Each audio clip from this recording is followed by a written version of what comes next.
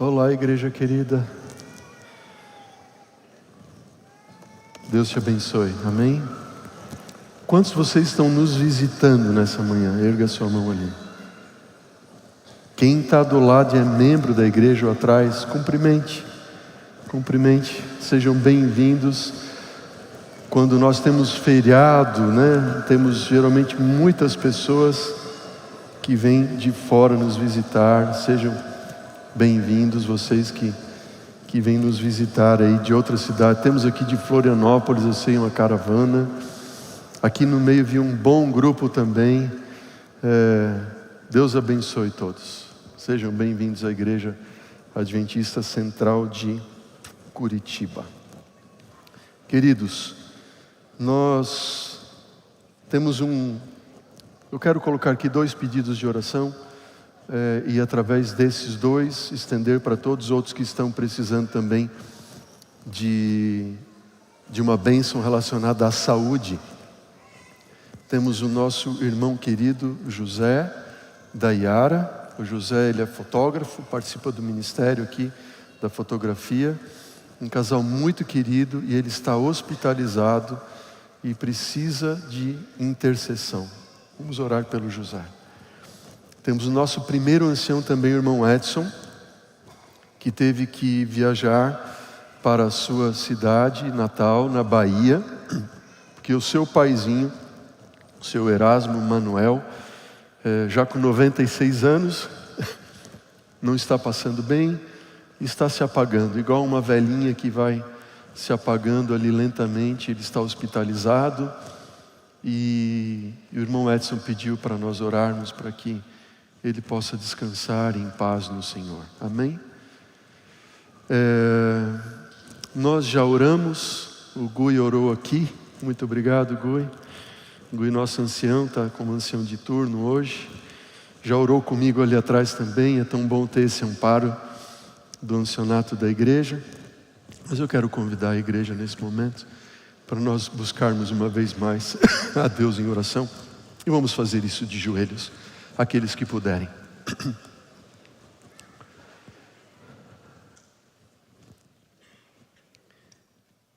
Enquanto você está ajoelhado, abra o seu coração ao Senhor. Eu vou deixar alguns instantes você a sós com Deus.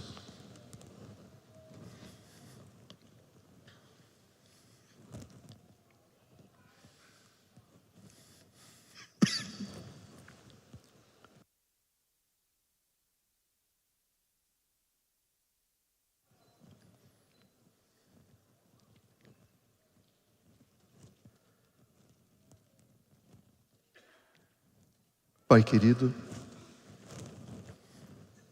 graças te damos, Senhor, por estarmos nesse tão bom ambiente,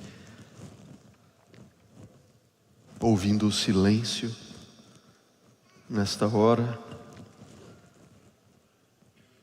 sentindo a tua presença, buscando aqui a tua bênção, Senhor.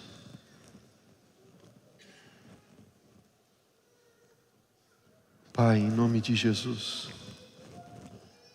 abençoa esse momento que vamos estudar a tua palavra.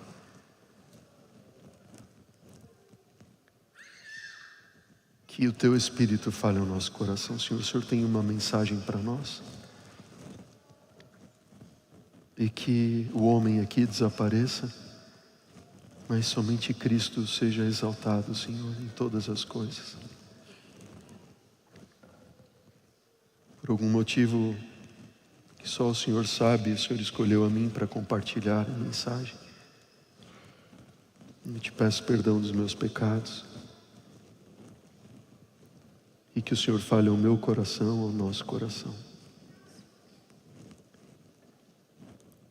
Queremos também, Senhor Deus, pedir pelo irmão Erasmo, paizinho do nosso irmão Edson, muito idoso,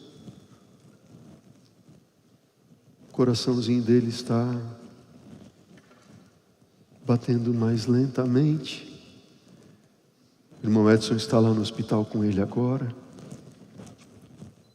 Dê a esse irmão a paz, no descanso em Cristo Jesus. e o consolo e conforto, Pai, para a esposa, os filhos, netos, genros, noras, bisnetos que ficam, na certeza de que em breve o Senhor irá despertá-lo novamente. Abençoa lá no hospital nosso José querido, Yara, e em nome dele, Senhor Deus, todos aqueles que intercedem nesse momento no coração por algum familiar, ente querido que está também acamado e precisa de restauração. Abençoa, Pai, os enlutados, na esperança de que Jesus em breve virá também. E ao abrirmos a Tua palavra, Senhor, fala ao nosso coração. Por Jesus pedimos. Amém, Senhor. Amém. Quero convidá-los para abrirem a Bíblia comigo no livro de Apocalipse, no livro do Apocalipse, capítulo 14. Fim dos tempos. Esta é a mais longa série que eu já fiz na Igreja Central. Nós vamos concluí-la daqui a 2 sábados, será o último, dia 23, o último sábado desta série Fim dos Tempos. O tema de hoje, trancado às 7 chaves. Texto para a nossa reflexão, Apocalipse capítulo 14, versículo 9. Abra a Bíblia e vamos ler juntos a palavra do Senhor. Apocalipse capítulo 14, versículo 9 em diante. A palavra do Senhor diz: seguiu-se a estes outro anjo, o terceiro anjo, dizendo em grande voz: se alguém adora a besta e a sua imagem, recebe a sua marca na fronte ou sobre a mão, também esse beberá do vinho da cólera de Deus, preparado sem mistura, do cálice da sua ira. Será atormentado com fogo e enxofre, diante dos santos anjos e na presença do Cordeiro. A fumaça do seu tormento sobe pelos séculos dos séculos, e não tem descanso algum, nem de dia nem de noite, os adoradores da besta e da sua imagem, e quem quer que receba a marca do seu nome. Versículo 12. Aqui está a perseverança dos santos, os que guardam os mandamentos de Deus e a fé em Jesus. Terceiro anjo. Apocalipse capítulo 14, nós encontramos uma tríplice mensagem angélica. E esta é a mensagem do terceiro anjo. Se alguém adora a besta ou sua imagem.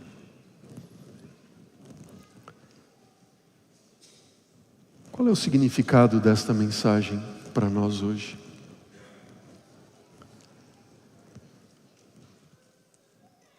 Na revista Review and Herald, de 1º de abril de 1890, Ellen White deixou escrito este texto: muitos têm me escrito, disse ela, perguntando se a mensagem da justificação pela fé é a mensagem do terceiro anjo. E eu tenho respondido: ela é a mensagem em toda a sua verdade. Mensagem da justificação pela fé é a mensagem do terceiro anjo. Qual é a mensagem do terceiro anjo? Se alguém adora a besta, a sua imagem, recebe a sua marca, a marca da besta na fronte ou na mão. Esse beberá do vinho da cólera, da ira do Senhor, sem mistura. E eles sofrerão a pena eterna. Esta mensagem está intimamente ligada à mensagem da justificação pela fé, Que mensagem é esta, justificação pela fé? Esta mensagem que nós começamos a estudar no sábado passado e vamos estudar hoje e nos próximos 2 sábados. E vamos encerrar esta série, Fim dos Tempos, com a mensagem da justificação pela fé. Este ano de 2023 é para mim um ano, assim, bastante significativo. Nós estamos aqui vivendo um tempo... Duda, você me ajuda, querido? Obrigado. Vocês sabem que um dia eu já me batizei também, né? E você pode ver aí na tela o dia do meu batismo. 23 de julho de 1989. Eu tinha 14 anos. Os bons matemáticos já calcularam a minha idade ali. Para quem não é bom matemático, 48 anos. Eu tinha 14, está fazendo 34 anos. No tanque batismal comigo, pastor Derli Reis. Vocês veem a camisa, né? Que camisa justinha, assim, para o meu tamanho, né? Hein? O que vocês acharam? Azul, para variar, né? Já desde sempre, né? Sempre azul clarinha, né? Dificilmente você vai me encontrar com a outra camisa que não seja azul clarinha, né? Enfim. Para usar pijama de listra, tinha que ser de uma listra só. Não tinha espaço para 2, Dr. Marlos. 14 anos. Eu conheci a igreja adventista e hoje vai ser não tanto um sermão, mas também um testemunho. Eu conheci a igreja adventista, comecei a estudar a Bíblia, jovenzinho, e a Bíblia para mim foi algo fascinante, e é ainda até hoje. Enquanto eu estou estudando a Bíblia no meu devocional, ou preparando os sermões ali, eu vou escrevendo e sou entusiasmado, né, com o estudo da Palavra de Deus. E esse jovenzinho que vocês estão vendo aí na tela e aqui na sua frente hoje, né? Pensa que eu era o improvável dentre os improváveis. O improvável, pensa em improváveis. Aí pensa o improvável no meio dos improváveis. Esse era eu.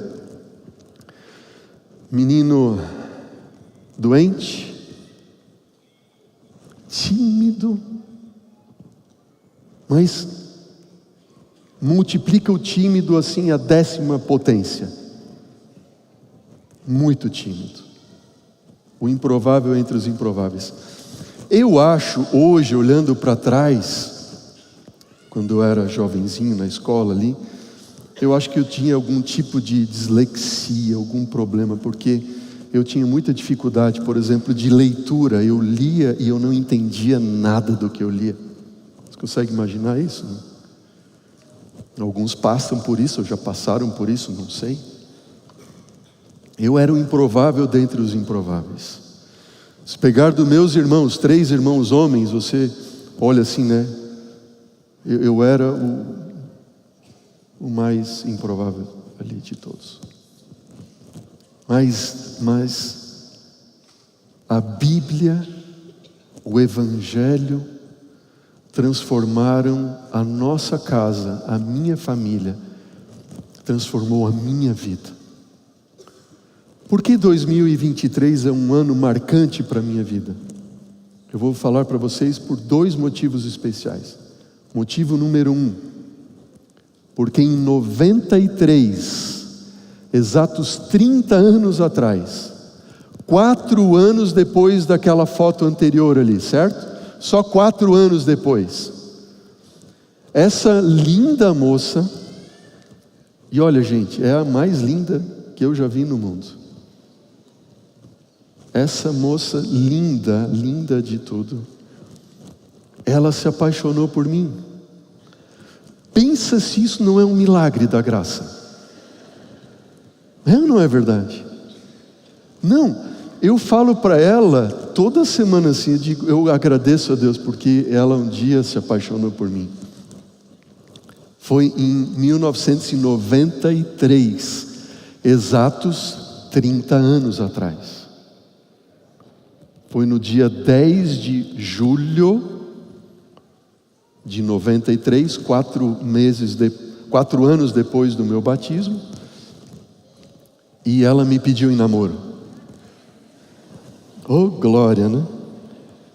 Veja, eu era tão tímido, que Deus foi tão bondoso comigo, que colocou na minha vida uma moça linda, inteligente, maravilhosa, e colocou nela amor por mim, que eu já estou junto com ela faz 30 anos, e é o poder da graça. E a gente está casado ali há 28 anos, mais 30 anos de namoro. Exatos 10 anos depois, exatamente 10 anos depois que a gente começou a namorar, Deus me tirou da minha terra, da minha parentela e me mandou para fazer teologia. Pensa que 10 anos depois, a gente estava casado há 8 anos, ok? Estávamos para completar 9 anos de casados, quando eu fui fazer teologia, e nós já tínhamos, quando fomos fazer teologia, a Maria Eduarda, que tinha 2 aninhos de idade, a nossa mais velha, que é conhecida da maioria de vocês aqui. Não está aqui, está estudando fora, trabalhando fora como missionária na Áustria. Fui fazer teologia. 2003 foi o ano, 10 anos depois, que Deus fez uma reviravolta na nossa vida. Eu deixei tudo o que eu fazia, comecei a trabalhar novinho, cedinho com meu pai, seu Aurélio Flores, quando eu tinha 15 anos de idade. Meu pai foi meu grande professor, é ainda hoje, meu amigo, meu tudo. Amo o seu Aurélio, amo a dona Vera, deve estar me assistindo lá, nesse momento. Cada um com as suas características, né? O pai, aquele professorzão, grande líder, né? Tinha empresa e tudo mais, e depois eu sempre fui trabalhando com ele, e eu deixei tudo. Meu pai, 3 semanas depois que eu estava no colégio, meu pai infartou, não morreu por um milagre.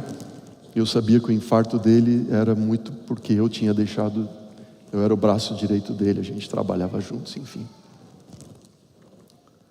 Por que eu estou falando isso para vocês? Eu quero dar um pouco de testemunho da minha vida hoje aqui para vocês.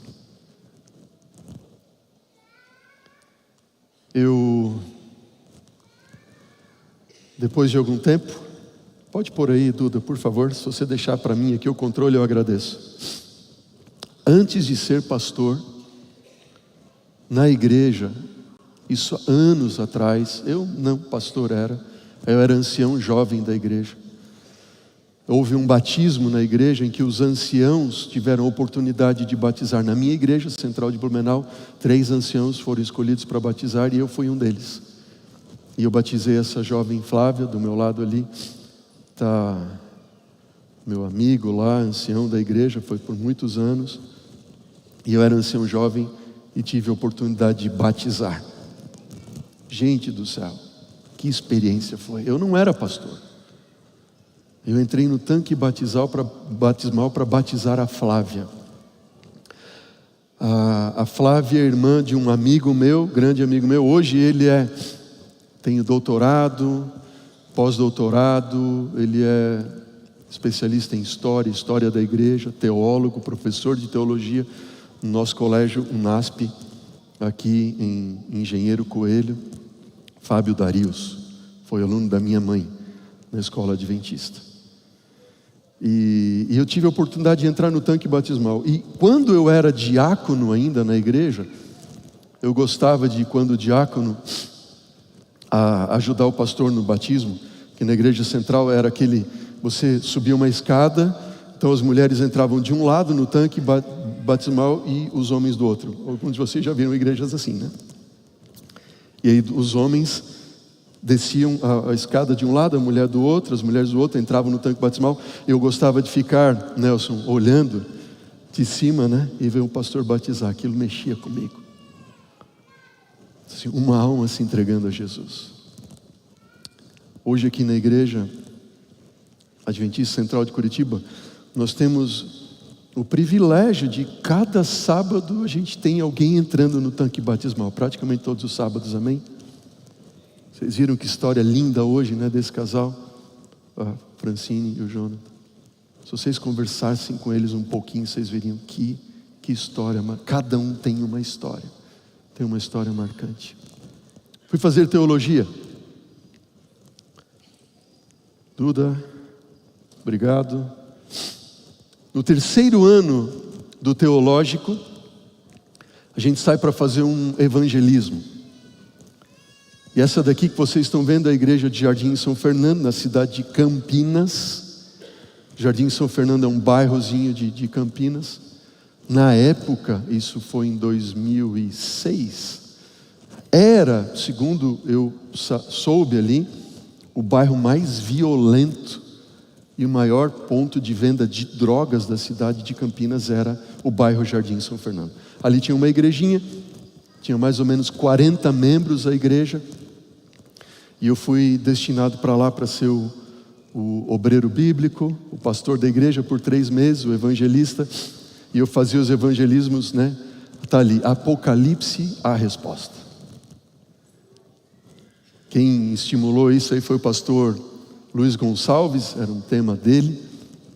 E aí eu pregava quartas, domingos, visitava os membros durante a semana. Era um morro, aqui nessa parte, a igreja ficava bem no cantinho do bairro, assim, na entrada, na verdade, do bairro.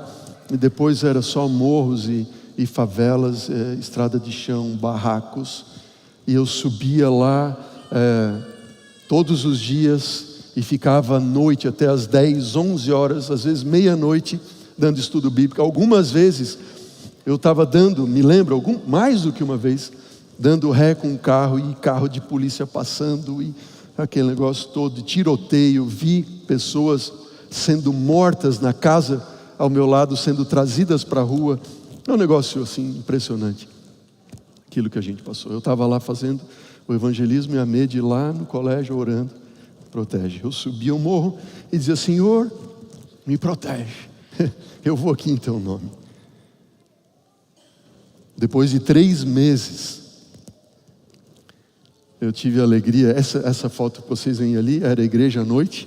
A igreja não tinha mais que 40 membros, e à noite ela lotava nas noites de estudo, foi uma bênção, e 20 pessoas tomaram a decisão pelo batismo, amém?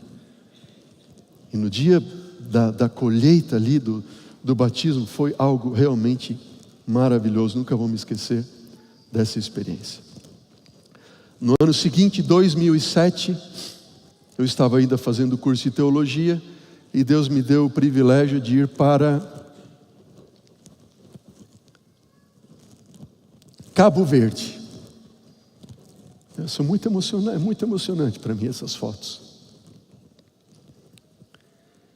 E é um grupo de jovens, né, do teológico, podia se candidatar para ter uma experiência no continente africano, para fazer evangelismo, e fomos lá, ficamos 22 dias em Cabo Verde, e eu ganhei uma igreja lá para fazer evangelismo. E eu nunca me esqueço, um dia que eu estava sentado ali para pregar, como eu estou sentado aqui com vocês e a igreja, e eu atrás desse púlpito que vocês estão vendo aí, né, com essa mão segurando a Bíblia, e eu orando a Deus, dizendo: Senhor, o que o Senhor está fazendo comigo? Eu estou aqui em outro lado do oceano, falando de Jesus, pregando o Evangelho. E eu chorei sozinho ali, sentado no banco. Foi uma experiência muito marcante para mim. Por quê? Porque enquanto eu era representante comercial no ramo têxtil, Deus me abençoou muito. E eu sou grato a Deus por isso. Mas eu deixei tudo para pregar o Evangelho.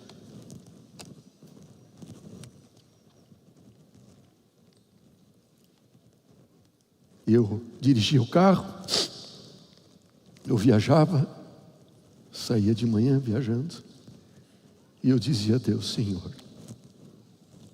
eu estou indo aqui representar as empresas X, Y, Z, boas empresas.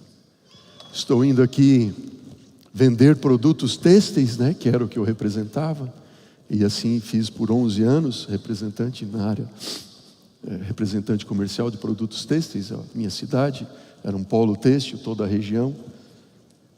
E eu chorava com Deus, dizendo: Senhor, eu queria estar nesse momento, não indo representar, vender produtos têxteis. Eu queria estar dando um estudo bíblico para alguém. Queria estar falando de Jesus para alguém. Eu estava indo vender produtos têxteis, malhas, enfim. Fazer teologia era uma impossibilidade. Era uma impossibilidade por muitas circunstâncias, né? Uma das circunstâncias era que quando você está trabalhando e começa a construir uma carreira, e você começa a se desenvolver bem naquela carreira, e você começa a adquirir coisas, compramos um apartamento, isso, aquilo, outro, e tudo mais, você fica preso às coisas desse mundo, não é verdade? Entre outras coisas também. Mas Deus, em sua infinita sabedoria, em misericórdia, atendendo a um desejo do coração que Ele colocou no coração, nós abandonamos tudo e fomos fazer teologia. Essa próxima foto aqui, que vocês veem, eu estou batizando lá em Cabo Verde, esse jovem. Vou contar a história para vocês dele, um pouco da história deles no final da mensagem de hoje. Ele é o Rubem. O Rubem foi o primeiro batismo e foi a primeira visita que eu fiz lá na cidade da praia, em Cabo Verde. Essa outra foto aqui foi agora eu já como pastor no distrito, meu primeiro distrito pastoral, em Balneário Camboriú. Nos 4 anos que lá estive, nos 4 anos fizemos forte evangelismo. Todos os anos. O primeiro ano foi num ginásio, nos outros 2 anos foi em tenda, e no último ano foi num local alugado que a gente alugou ali. Tenda, evangelismo de tenda. Gente, que gostoso. Alguém aqui já participou em evangelismo de tenda? Não? Erga a mão ali. Quem já participou? É bom demais, não é verdade?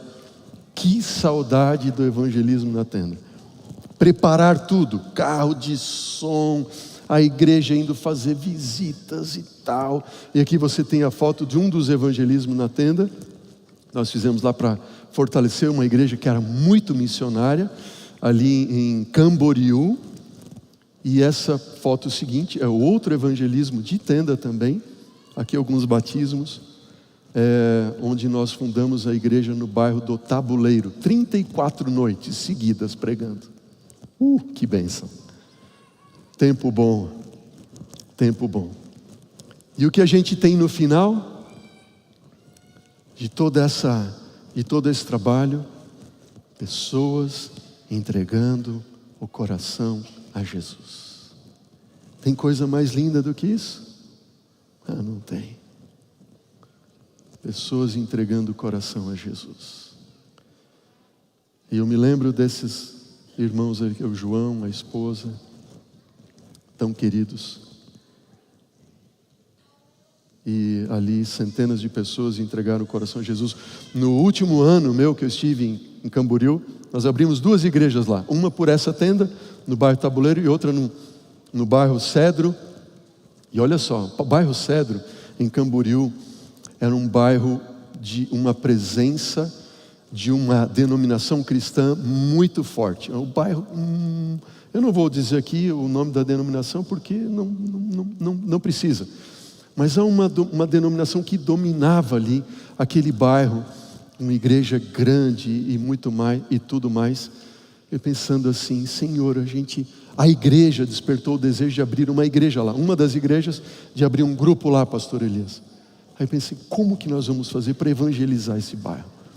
E a igreja começou a orar e veio na ideia o seguinte: vamos fazer um evangelismo profético, que sempre foi uma coisa que me identifiquei muito, de pregar Daniel, Apocalipse, profecias e tudo mais.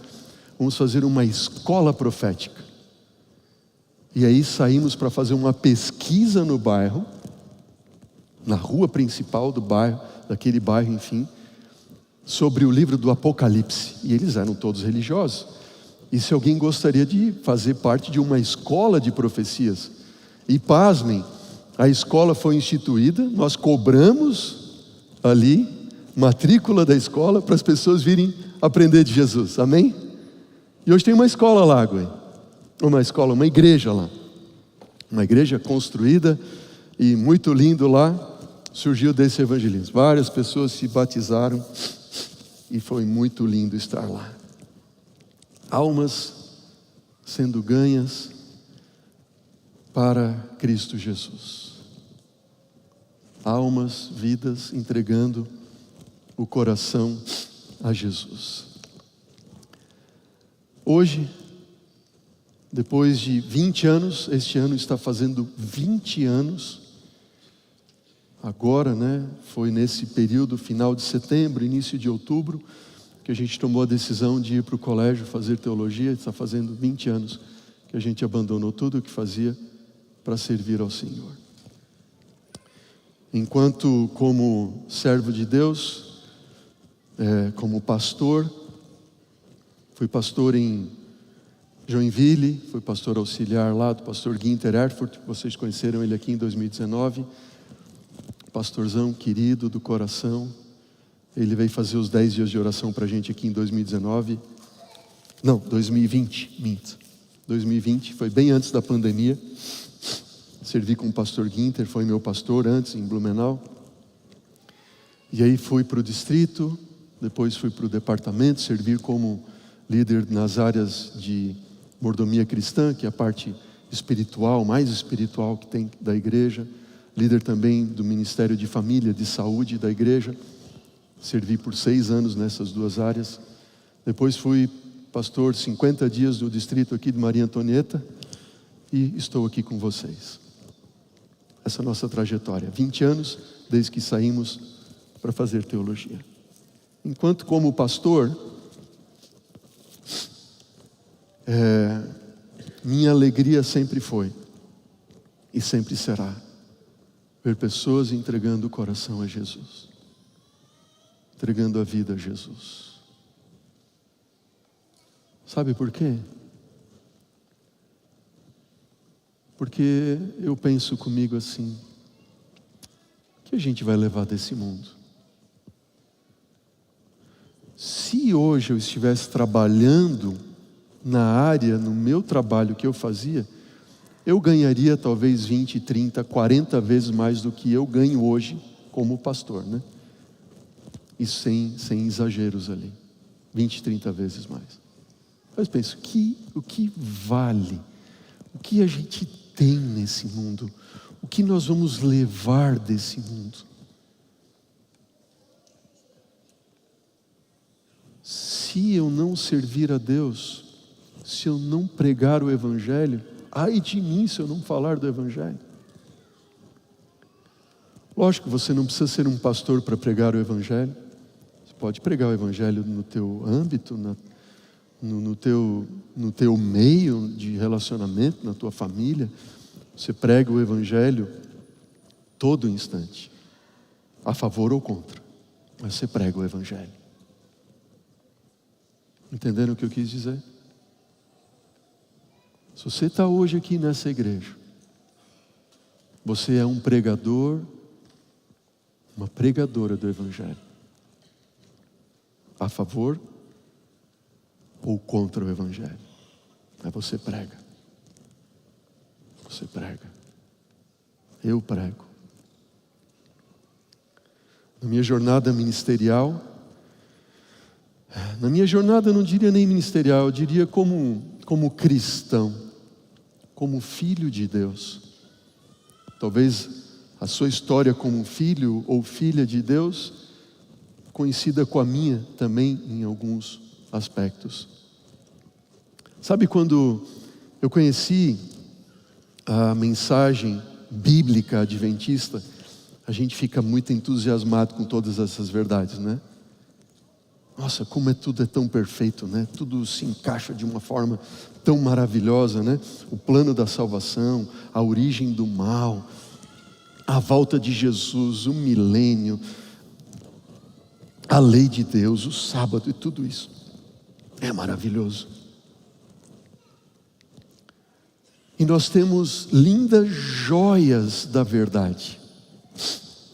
Todas gemas, joias preciosas, que todas elas são lindas e maravilhosas, que vêm das Escrituras, da palavra de Deus, todas as verdades que nós conhecemos. Mas lembra daquele cofre de joias? Lembram do cofre de joias? Do sonho de Guilherme Miller?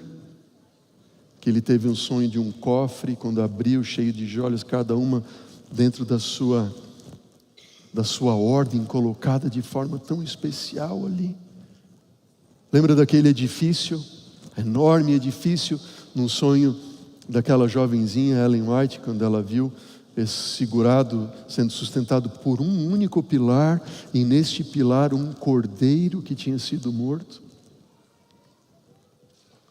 Todas as joias da verdade que nós temos, elas não têm nem um valor.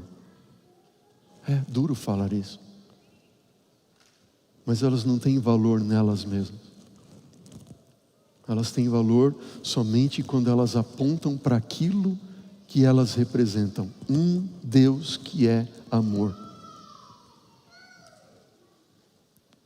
Hoje nós estamos aqui na igreja. Hoje você é um membro dessa igreja, ou tem desejado ser membro, e vai se batizar logo.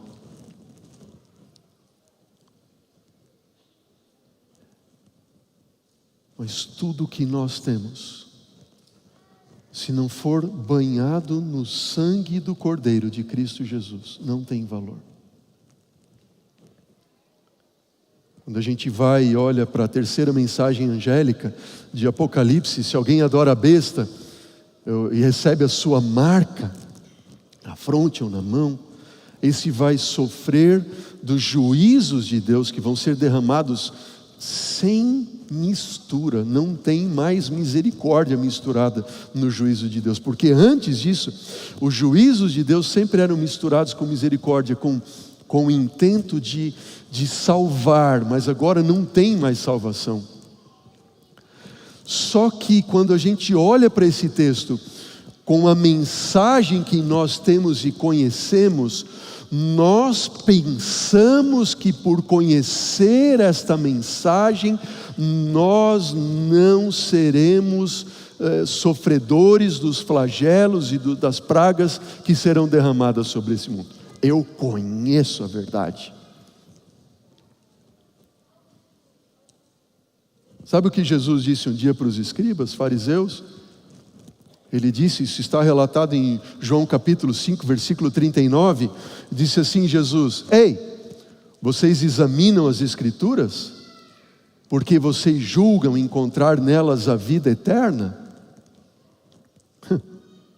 Mas são elas que testificam de mim. Versículo 40 diz: contudo, vocês não querem vir a mim para terem o quê? Vida. Vocês examinam as Escrituras? Vocês entendem que vocês têm a verdade? Parabéns. Vocês conhecem a verdade? Parabéns. Mas elas testificam de mim, elas apontam para mim, e vocês não querem vir a quem? A mim para ter vida.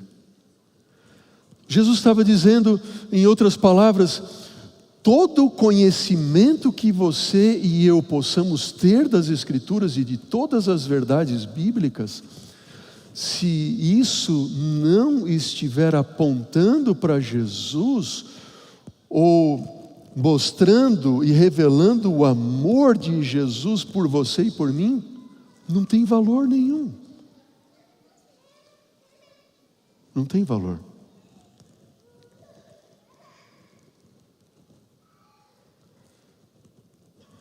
Crês tu que Deus é um só? Amém? Fazes bem? Até os demônios creem e estremecem Nara. Uau! Crês tu que Deus é um só? Uau, creio.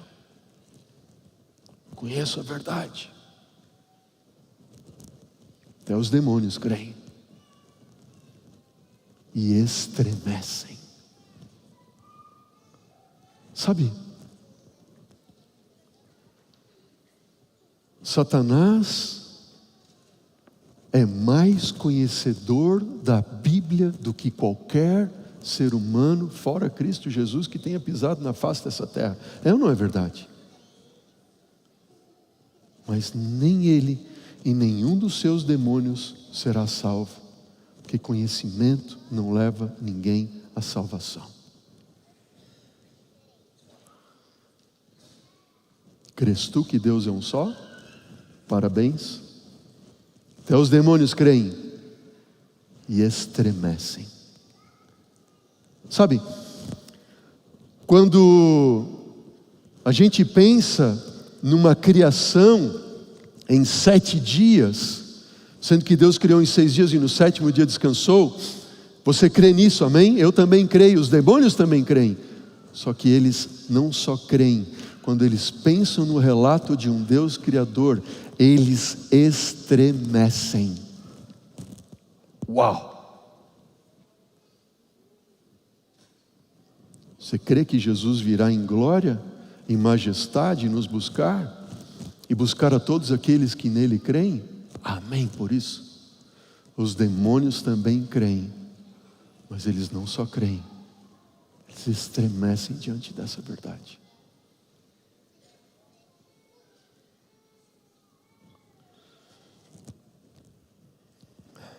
Justificação pela fé. Mensagem do terceiro anjo. Nem você nem eu, por termos conhecimento da verdade, ficaremos de pé e escaparemos às 7 últimas pragas, tão somente por conhecermos a verdade.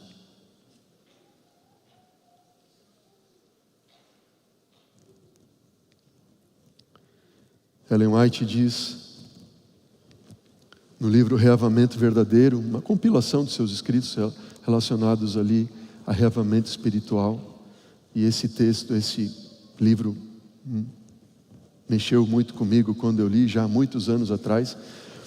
Ela diz assim: um reavamento da verdadeira piedade entre nós, eis a maior e a mais urgente de todas as nossas necessidades.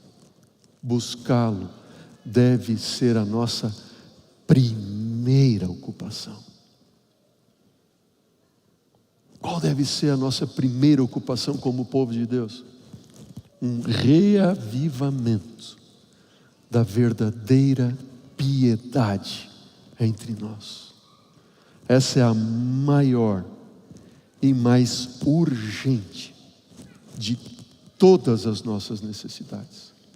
Sabe, tem coisas que são grandes, tem coisas que são maiores, mas a maior e a mais urgente de todas não tem outra. É esse reavivamento. É esse reavivamento. Da mesma forma, nesse mesmo livro, diz assim: não há coisa, notem bem, queridos, não há coisa que Satanás tema tanto como que o povo de Deus desempeça o caminho mediante a remoção de todo impedimento de modo que o Senhor possa derramar seu Espírito sobre uma enfraquecida igreja e uma congregação impenitente. Não tem nada que o diabo tema mais do que isso. Eu sou fraco. Eu sou fraco. Eu sou fraco. Eu sei que diante de mim tem coisas que me impedem que eu tenho que ser removidas. Eu sei que, como pastor da igreja, se a minha igreja é fraca e impenitente, é porque eu sou fraco e impenitente. Nós somos. Nós somos. Mas um reavamento da verdadeira piedade entre nós, queridos, é a maior e mais urgente de todas as nossas necessidades. Não há outra necessidade maior e mais urgente do que esta. O que significa isso? Continua o Espírito de profecia revelando a nós, dizendo o seguinte: se Satanás, você pode acompanhar o texto na tela, se Satanás pudesse fazer o que ele deseja, não sei se o Duda consegue pôr lá, não? Está com problema? Preste atenção. Se Satanás pudesse fazer o que ele deseja, jamais haveria outro despertamento, grande ou pequeno, até o fim do tempo. Sabe o que isso significa, igreja querida? Se tem algo que Deus mais sonha, é que um reavamento da verdadeira piedade aconteça entre nós. E esse reavamento está ligado à mensagem do terceiro anjo, que é a mensagem de justificação pela fé. A gente já vai chegar lá, segura só um pouquinho. Nós vamos estudar isso. Então, o que é o que Deus mais deseja? Agora, o que Satanás mais quer é que esse reavamento não aconteça. E que a igreja continue da forma como ela tem estado. Diz assim: é possível resistir ao poder do diabo. Amém por isso? Quando o caminho estiver preparado para o Espírito de Deus, a bênção do Senhor virá. Satanás não pode impedir uma chuva de bênçãos de cair sobre o povo de Deus, assim como não pode fechar as janelas do céu, para que a chuva não caia sobre a terra. Homens ímpios e demônios não podem impedir a obra de Deus ou excluir sua presença das reuniões de culto entre o seu povo. Caso eles, de coração rendido e contrito, aqui está a chave, o povo de Deus com o coração rendido, contrito diante do Senhor, confessem seus pecados, afastem de si os seus pecados, reivindicando as promessas de Deus. Toda tentação, toda influência contrária, seja ela franca ou oculta, será resistida com êxito, não por força, nem por violência, mas pelo meu Espírito, diz o Senhor. Qual é o maior sonho de Deus? Um reavivamento da verdadeira piedade, uma igreja que se coloca diante do Senhor, contrita, confessa os seus pecados e coloca diante do Senhor o seu coração. Coloca diante do Senhor o seu coração. Sabe o que isso faz e o que isso pode fazer com a igreja? O caminho é aberto para o derramamento do Espírito Santo do Senhor, sem medida. Sem medida. O que você precisa fazer para ser salvo? O que eu preciso fazer para ser salvo? Salvo de quem? Ou do quê? Qual é o seu ou o meu maior ou pior inimigo? Diz para mim, quem é o teu maior ou o teu pior inimigo? É o miserável eu que está aqui, ó. Esse eu aqui miserável, que acha que conhece, que por conhecer e vir à igreja, por ser pastor, por isso ou por aquilo ou outro, está tudo bem.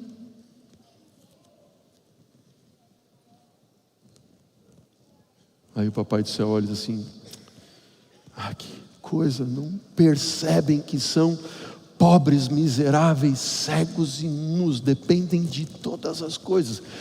E toda coisa que depende, que precisa é o quê?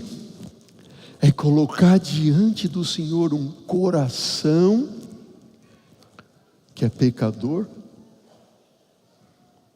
cheio de eu, vazio de Deus, que sabe muita coisa, ou acha que sabe muita coisa, e não sabe de nada. Quando Deus olha para a igreja,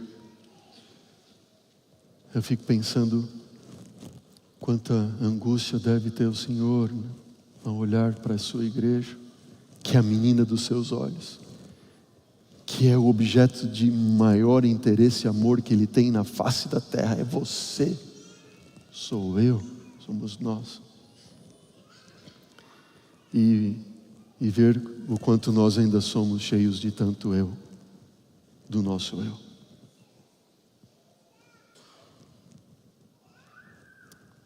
Vou te dar um exemplo aqui. Palavra inspirada. Cremos inspirado. Espírito de profecia. Testemunhos seletos. Volume 1. Dá para aparecer aqui já, não? Obrigado, Duda e equipe. Cumpre, olha só o que diz essa palavra. Cumpre submetermos um temperamento de que forma? Impulsivo. Tem alguém aí que é impulsivo? Não levanta a mão, não precisa. Cumpre nos submetermos um temperamento impulsivo e dominar o quê? Nossas palavras. E a esse respeito conseguiremos grandes vitórias, a menos que controlemos nossas palavras e nosso gênio. Somos escravos de quem? Escravos de quem? De Satanás. Olha para mim, igreja. Olha para mim. Controlar palavras e gênios. A boca fala do quê? Diz para mim. O que está cheio o quê?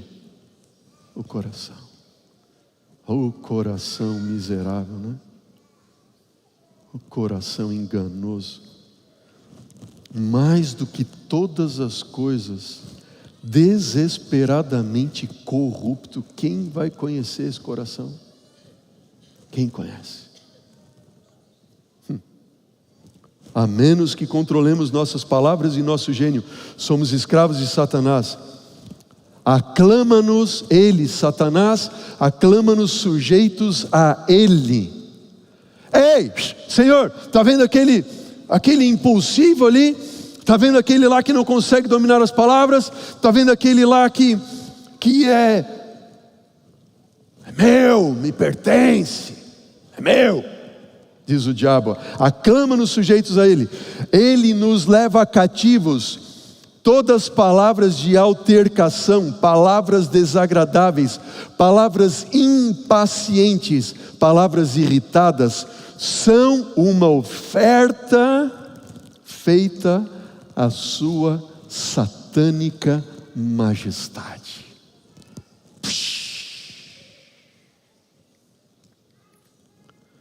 Quando o meu coração cheio do eu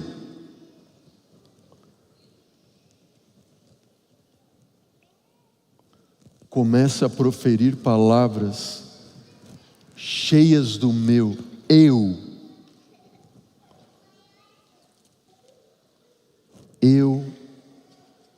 estou prestando um culto a Satanás. Um culto a Satanás. Terminando diz assim: e é uma custosa oferta, mais custosa do que qualquer sacrifício que possamos fazer a Deus, pois ela destrói a paz e a felicidade de famílias inteiras, destrói a saúde e é afinal causa de perder-se uma vida eterna de felicidade. É causa de perder uma vida eterna de felicidade.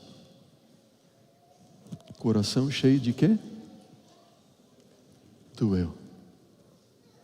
Coração cheio do eu.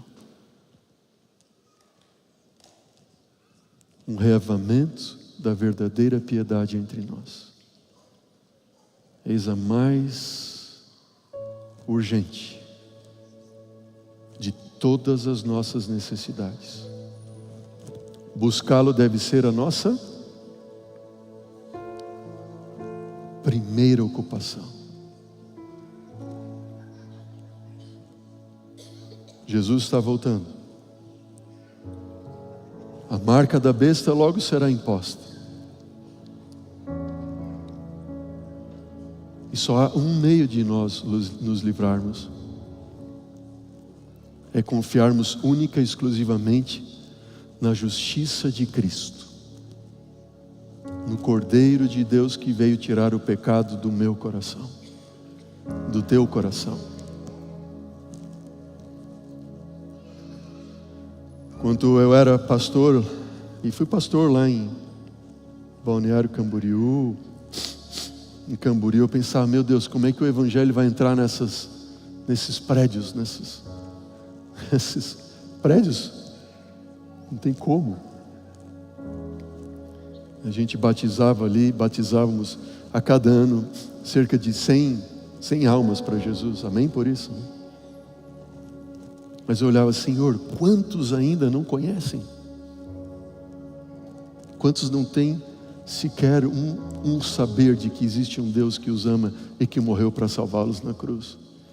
Alguns não sabem, outros nem querem saber, porque também nunca ouviram falar.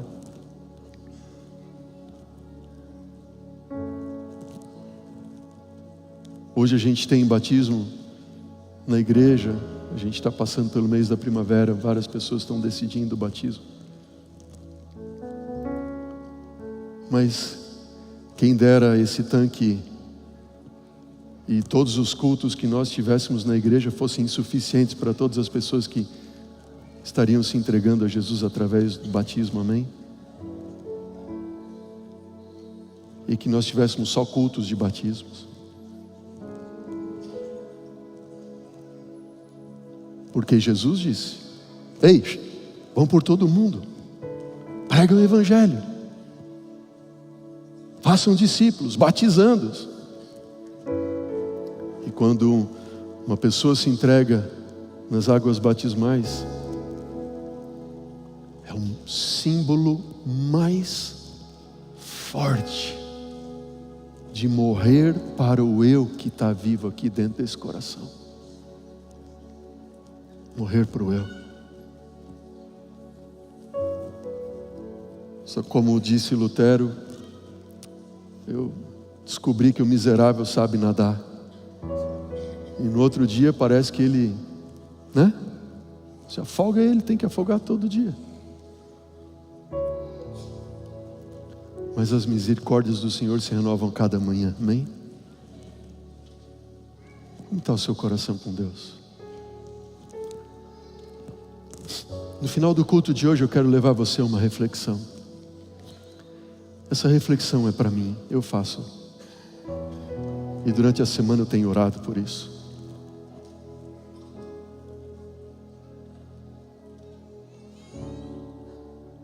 Como está teu coração? Quais são as palavras que saem da tua boca? Quais são os gostos que você tem? Jesus tem um desejo, que eu acho que é o desejo de maior anseio do coração de Jesus, que que não é outro senão aquele que está escrito lá em Apocalipse, capítulo 3, versículo 20, que ele diz assim: eis que eu estou à porta e bato, se alguém ouvir a minha voz, eu entrarei na sua casa, cearei com ele, e ele comigo. Ei, eu estou aqui batendo, só que essa porta está trancada, parece que há 7 chaves. É ou não é? E veja, e são tantas as chaves do meu coração, que quando eu vou tentar abrir para Jesus, eu não consigo, porque eu não acho a chave certa para abrir o coração. Está trancado, miserável, coração pecaminoso, coração desgraçado, coração do mundo, coração miserável. Só que eu descobri algo, e eu quero compartilhar com você. E está no livro Parábolas de Jesus. E é uma oração. E esta oração diz assim: Senhor, Senhor, toma o meu coração, pois eu não posso dar. Senhor, é tua propriedade. Senhor, conserva-o puro, pois eu não posso conservar o meu coração puro para ti. Senhor, salva-me a despeito de mim mesmo, tão fraco e tão dessemelhante de Cristo que sou. Senhor, molda-me, forma-me, eleva-me a uma atmosfera pura e santa, onde a rica corrente do teu amor possa fluir por minha alma. Eu descobri que este coração que é fechado a 7 chaves, pelos tantos eus que eu tenho dentro de mim, cada eu uma chave que fecha esse coração miserável, que eu não consigo abrir para Jesus. Só que eu posso pedir para ele: Senhor, toma o meu coração. Eu não consigo te dar. Toma ele. Senhor, tu és o dono de todas as chaves que pode abrir todo e qualquer coração nesse universo. Meu coração cheio dos eus miseráveis que tem dentro de mim, que não consigo abrir para Jesus. Senhor, toma e abre ele. Ele é teu. O Senhor o comprou na cruz do Calvário. Quais são as justificativas que você tem dado para o seu pecado? Quais são as justificativas que você tem dado para acariciar o seu pecado? Veja, se hoje tão somente você entregar o seu coração a Jesus, Ele vai fazer a obra. Isso se chama justificação pela fé. É a fé dele, porque Ele venceu. Ele venceu. Eu não consigo, eu justifico, eu acho desculpas para os meus pecados, para usar isso, aquilo, beber isso, aquilo outro, frequentar esse, aquele outro lugar. Eu, miserável. Mas em nome de Jesus eu apelo à tua vida, tua mente, teu ser nessa manhã. Jesus quer entrar hoje no teu coração. Só você pode impedir. Deixa Ele entrar. Entrega para Ele.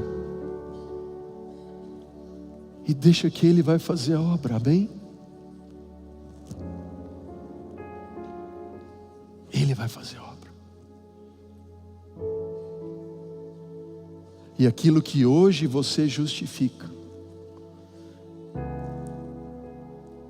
Ele, o autor da justificação pela fé, do perdão, da graça, vai fazer você olhar para trás depois e dizer assim: como podia eu justificar isso? Só com o coração corrompido como que eu tinha. Você quer experimentar hoje uma nova vida? Você não consegue entregar o teu coração a Deus porque é muito fechado. Ou você acha que já entregou, mas lembre-se que teu coração é enganoso. Enquanto a Aline canta essa música,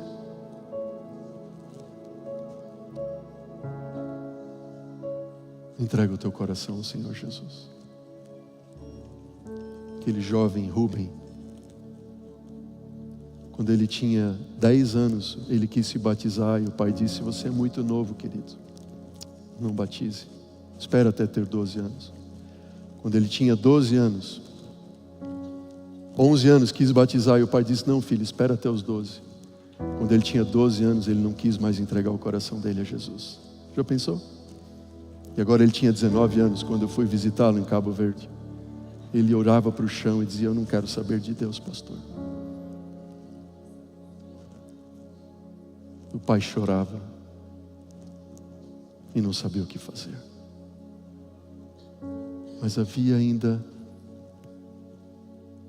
naquela mente um desejo que foi alcançado pelo Espírito Santo de Deus, e Rubens se entregou ao Senhor Jesus, foi batizado. Amém? Entregue-se a Jesus. Aí nos teus bancos, de cada lado tem um papelzinho. Se você quer tomar uma decisão e ser batizado, preencha esse papel, aponte o QR Code que está no seu banco, você que está nos assistindo.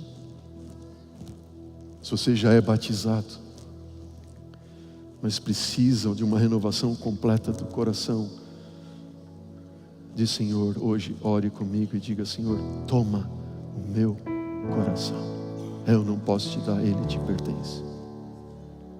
Eu não vou convidar você para vir à frente, vou convidar você para ficar em pé, vou convidar você para sentar de onde você está,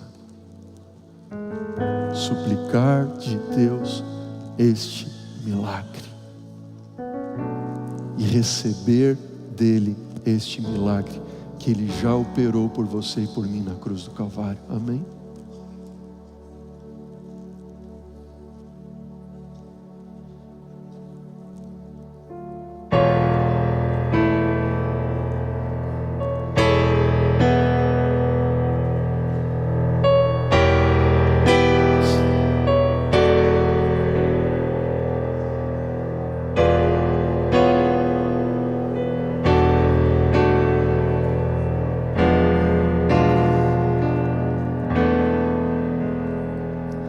Jesus quer entrar hoje em teu coração, porque não abres, então não deixe que nada lhe ocupe o lugar. Oh, que resposta vais dar?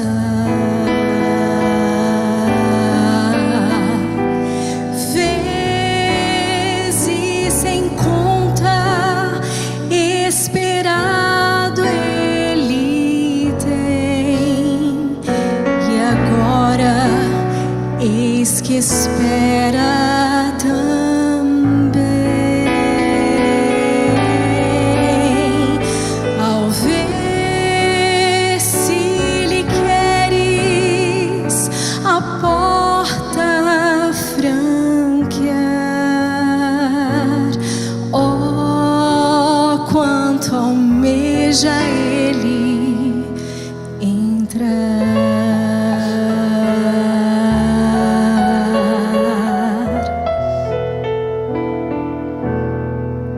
Se um passo tu deres pro teu Salvador,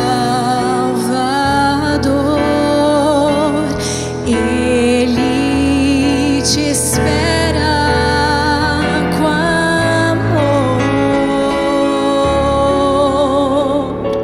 Unido a Jesus, toda treva se esvai, ele morar em ti vai.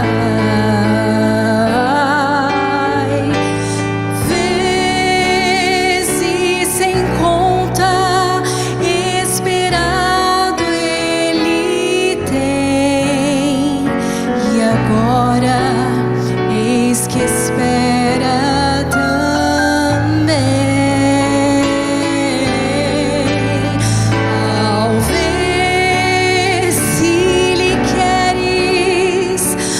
porta franquear. Oh, quanto almeja ele entrar. Vezes sem conta, esperado ele tem, e agora eis que espera também. Ao ver se lhe queres a porta franquear. Oh, quanto almeja ele, oh, quanto almeja, oh, quanto almeja ele entrar.